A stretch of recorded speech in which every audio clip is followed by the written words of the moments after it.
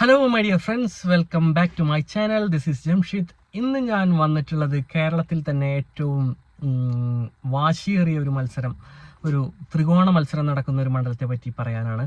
വട്ടിയൂർക്കാവ്. നമുക്കറിയാം, തിരുവനന്തപുരം ജില്ലയിലെ നഗരമണ്ഡലങ്ങളിൽ ഏറ്റവും പ്രമുഖമായ ഒരു മണ്ഡലമാണ് വട്ടിയൂർക്കാവ്. ഇപ്രാവശ്യം മത്സരിക്കുന്നത് തീർച്ചയായിട്ടും പഴയ MLA ആയ കെ മുരളീധരൻ, അതുപോലെ തന്നെ കറണ്ട് MLA പ്രശാന്ത്. അദ്ദേഹത്തിൻ്റെ ഒരു ഓമനപ്പേര് എന്ന് പറയുന്നത് മേയർ ബ്രോ എന്ന് വിളിക്കുന്ന പ്രശാന്ത് യുവാക്കൾക്കിടയിൽ അത്യാവശ്യം സ്വാധീനമുള്ള ഒരു വ്യക്തിയാണ്. അതുപോലെ തന്നെ ശ്രീലേഖ IPS ആണ് BJPക്ക് വേണ്ടി മത്സരിക്കുന്നത്. എണ്ണം പറഞ്ഞ ഒരു ത്രികോണ പോരാട്ടമാണ് തിരുവനന്തപുരം ജില്ലയിലെ വട്ടിയൂർക്കാവിൽ നടക്കുന്നത്. അങ്ങനെ നമ്മൾ ഈ മണ്ഡലത്തിലെ പൊളിറ്റിക്കലി നമുക്ക് നോക്കുകയാണെന്നുണ്ടെങ്കിൽ BJPക്ക് കാര്യമായ വേരോട്ടമുള്ള ഒരു മണ്ഡലമാണ്. ഈ കഴിഞ്ഞ തദ്ദേശ സ്വയംഭരണ സ്ഥാപനങ്ങൾക്ക് നടന്ന തെരഞ്ഞെടുപ്പിൽ BJP ആയിരുന്നു മുന്നിട്ട് നിന്നത്. അതുപോലെ തന്നെ കഴിഞ്ഞ ലോക്സഭാ ഇലക്ഷനിൽ BJPക്കായിരുന്നു ഏറ്റവും കൂടുതൽ വോട്ട് നേടിയത് ഈ വട്ടിയൂർക്കാവ് മണ്ഡലത്തിൽ. അങ്ങനെ പൊളിറ്റിക്കൽ വോട്ട് നോക്കുകയാണെന്നുണ്ടെങ്കിൽ BJP ഒന്നാം സ്ഥാനത്ത് വരേണ്ട ഒരു മണ്ഡലമാണ് വട്ടിയൂർക്കാവ് എന്ന് പറയുന്ന മണ്ഡലം. പക്ഷേ സമവാക്യങ്ങൾ മാറുകയാണ്.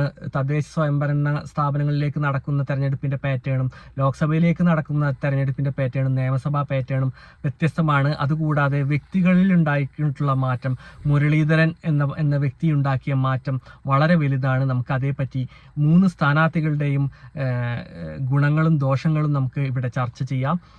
ആദ്യമായിട്ട് മേയർ ബ്രോ പറ്റിയിട്ട് പറയുകയാണെന്നുണ്ടെങ്കിൽ, അദ്ദേഹത്തിന് ഒരു വലിയൊരു ഫാൻ ബേസ് ഉണ്ട് വട്ടിയൂർക്കാവ് മണ്ഡലത്തിൽ. അദ്ദേഹം മേയറായിരിക്കുന്ന സമയത്ത് അദ്ദേഹത്തിൻ്റെ പ്രവർത്തനങ്ങൾ, അങ്ങനത്തെ കുറച്ച് കാര്യങ്ങളൊക്കെ ഉണ്ട്. പിന്നെ തീർച്ചയായിട്ടും CPMൻ്റെ സംഘടനാ സംവിധാനം അഡ്വാൻറ്റേജും പിന്നെ കറണ്ട് MLA എന്നിരിക്കുന്ന ആ അഡ്വാൻറ്റേജും അദ്ദേഹത്തിന് തീർച്ചയായിട്ടും ഉണ്ട്.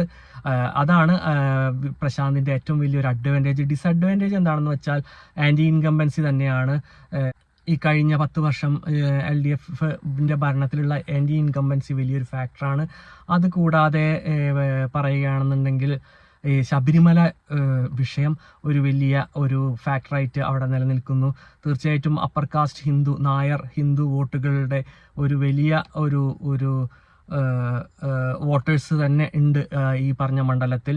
അപ്പോൾ അത് അദ്ദേഹത്തിന് ഒരു വിനയായി വരാനുള്ള സാധ്യത വളരെ കൂടുതലാണ്. മുരളീധരനെ പറ്റിയിട്ട് പറയുകയാണെന്നുണ്ടെങ്കിൽ, അദ്ദേഹം ആ മണ്ഡലത്തിൽ സുപരിചിതനാണ്. 2 പ്രാവശ്യം അവിടെ വിജയിച്ചു. ഒരിക്കൽ ചെറിയാൻ ഫിലിപ്പിനെയും പിന്നീട് TN സീമയെയും കുമ്മനം രാജശേഖരനെയും തോൽപ്പിച്ചുകൊണ്ട് അദ്ദേഹം നിയമസഭയിലെത്തി. പിന്നീട് വടകര പാർലമെന്റിലേക്ക് അദ്ദേഹം മാറിയെങ്കിലും വീണ്ടും ഈ ഒരു വട്ടിയൂർക്കാവിലേക്ക് അദ്ദേഹം തിരിച്ചു വരികയാണ്. അദ്ദേഹത്തിൻ്റെ അഡ്വാൻറ്റേജ് എന്താണെന്ന് വെച്ചാൽ, അദ്ദേഹം ഒരു സീനിയർ പൊളിറ്റീഷ്യനാണ്. അപ്പോൾ അതിൻ്റേതായ ഒരു അഡ്വാൻറ്റേജ് അദ്ദേഹത്തിന് അവിടെ ഉണ്ട്. അവിടെ കോൺഗ്രസ് ബൂത്ത് തല സംവിധാനങ്ങൾ കൂടാതെ അദ്ദേഹത്തിന് സമാന്തരമായിട്ട് ഒരു സംവിധാനമുണ്ട്. ഈ റെസിഡൻഷ്യൽ അസോസിയേഷൻ, അങ്ങനത്തെ ചില സംഘടനകൾ, വ്യക്തികൾ, അങ്ങനത്തെ കുറച്ച് നെറ്റ്വർക്ക്, ശക്തമായ നെറ്റ്വർക്ക് നമുക്ക് വട്ടിയൂർക്കാവിൽ കാണാൻ സാധിക്കും. കഴിഞ്ഞ പ്രാവശ്യം വീണ എസ് നായർ മത്സരിച്ച് പരാജയപ്പെട്ട് 3ാം സ്ഥാനത്തേക്ക് പോയെങ്കിലും വീണ എസ് നായരല്ല കെ മുരളീധരൻ എന്ന അതികായനായ രാഷ്ട്രീയക്കാരൻ. അദ്ദേഹത്തിൻ്റെ നെറ്റ്വർക്കും ബന്ധങ്ങളും വളരെ വിപുലമാണ്. അദ്ദേഹം അതൊക്കെ യൂട്ടിലൈസ് ചെയ്യും എന്നുള്ള ഒരു അനുമാനത്തിലാണ് ഉള്ളത്. പിന്നെ അദ്ദേഹത്തിൻ്റെ അടുത്ത ഒരു അഡ്വാൻറ്റേജ് എന്താണെന്ന് വെച്ചാൽ, ഈ ഒരു സമവാക്യം, അത് ഞാൻ നേരത്തെ പറഞ്ഞ പോലെ തന്നെ അപ്പർ കാസ്റ്റ് ഹിന്ദു വോട്ടുകൾ സമാഹരിക്കാനുള്ള ഒരു കരുത്ത് അദ്ദേഹത്തിനുണ്ട്. മുരളീധരൻ വേഴ്സസ് പ്രശാന്ത് എന്നുള്ള ഒരു ഇക്വേഷൻ വന്നു കഴിഞ്ഞാൽ അതിന് മുരളീധരൻ തന്നെയാണ് ഈ പറഞ്ഞ കാറ്റഗറിയിലുള്ള, ഈ പറഞ്ഞ ക്ലാസ്സിലുള്ള വോട്ടുകൾ കൂടുതൽ സമാഹരിക്കാനുള്ള ചാൻസ് കൂടുതൽ. പിന്നെ ശ്രീലേഖ IPS ആണ് BJPയുടെ സ്ഥാനാർത്ഥി.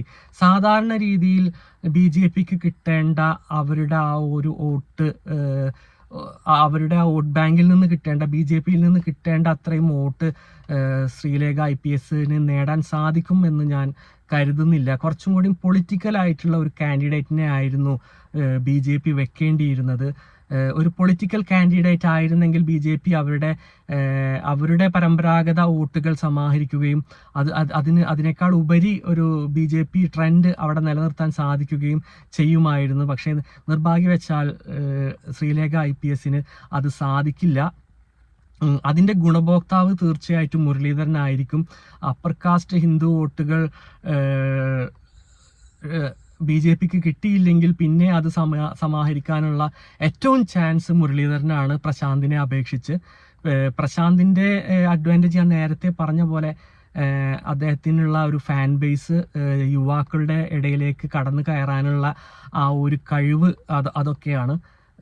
മുരളീധരൻ്റെ കഴിവുകളെ പറ്റി ഞാൻ നേരത്തെ പറഞ്ഞു. അദ്ദേഹം വളരെ ജനകീയനാണ്. ഓരോ വോട്ടറെയും പേരെടുത്ത് വിളിക്കാൻ തക്ക രീതിയിലുള്ള ഒരു ബേസ് അദ്ദേഹം അവിടെ ഉണ്ടാക്കിയിട്ടുണ്ട്. ഇതിനോടൊപ്പം കൂട്ടിച്ചേർക്കാനുള്ള ഒരു കാര്യം എന്താണെന്ന് വെച്ചാൽ ന്യൂനപക്ഷ വോട്ടുകളെ പറ്റിയാണ്. തീർച്ചയായിട്ടും ന്യൂനപക്ഷ വോട്ടുകൾ അവിടെ ഒരു ഡിസൈഡിങ് ഫാക്ടറാണ്. ന്യൂനപക്ഷ ക്രിസ്ത്യൻ മുസ്ലിം വോട്ടുകൾ കഴിഞ്ഞ പ്രാവശ്യം ഈ വോട്ടുകളെല്ലാം പ്രശാന്തിലേക്കാണ് പോയത്. ശക്തമായ ഒരു UDF സ്ഥാനാർത്ഥി ഇല്ലാത്തത് കൊണ്ട് പ്രശാന്തിന് വോട്ട് ചെയ്യുകയാണ് കഴിഞ്ഞ പ്രാവശ്യങ്ങളിൽ ഉള്ള ക്രിസ്ത്യൻ മുസ്ലിം വിഭാഗങ്ങൾ. ആ വോട്ടുകൾ തിരിച്ച് മുരളീധരനിലേക്ക് തിരിച്ചു വരാനുള്ള സാധ്യതയാണ് ഞാൻ കൂടുതൽ കാണുന്നത്. അതൊക്കെയാണ് എനിക്ക് ഈ ഒരു ഇലക്ഷനിൽ മുരളീധരനുള്ള ഒരു അഡ്വാൻറ്റേജ്. ഇതൊക്കെ വെച്ച് നോക്കുമ്പോൾ എൻ്റെ ഒരു അനുമാനത്തിൽ വളരെ ടഫ് ഫൈറ്റ് ആണെങ്കിൽ പോലും മുരളീധരൻ ഈ പ്രാവശ്യം വട്ടിയൂർക്കാവ് ജയിച്ച് കയറാനാണ് സാധ്യത. മണ്ഡലത്തിൻ്റെ പൊളിറ്റിക്കൽ സ്വഭാവത്തെ പറ്റി ഞാൻ നേരത്തെ പറഞ്ഞു. പൊളിറ്റിക്കൽ വോട്ടുകൾ BJPക്ക് തന്നെയാണ് അവിടെ അഡ്വാൻറ്റേജ്. പക്ഷേ പേഴ്സണലി ഈ 3 കാൻഡിഡേറ്റുകൾ തമ്മിൽ മത്സരിക്കുമ്പോൾ ആ ഒരു പൊളിറ്റിക്കൽ വോട്ടിൽ മാറ്റങ്ങൾ ഉണ്ടാവും. മുരളീധരൻ ജയിക്കാനുള്ള സാധ്യത ഞാൻ കാണുന്നു. എൻ്റെ ഈ ഒരു അഭിപ്രായത്തോട് നിങ്ങൾക്ക് യോജിക്കുകയോ വിയോജിക്കുകയോ ചെയ്യാം. നിങ്ങളുടെ യോജിപ്പാണെങ്കിലും വിയോജിപ്പാണെങ്കിലും നിങ്ങൾ എന്നെ കമൻറ്റിലൂടെ എഴുതി അറിയിക്കുക. Bye for now, this is Jamshid.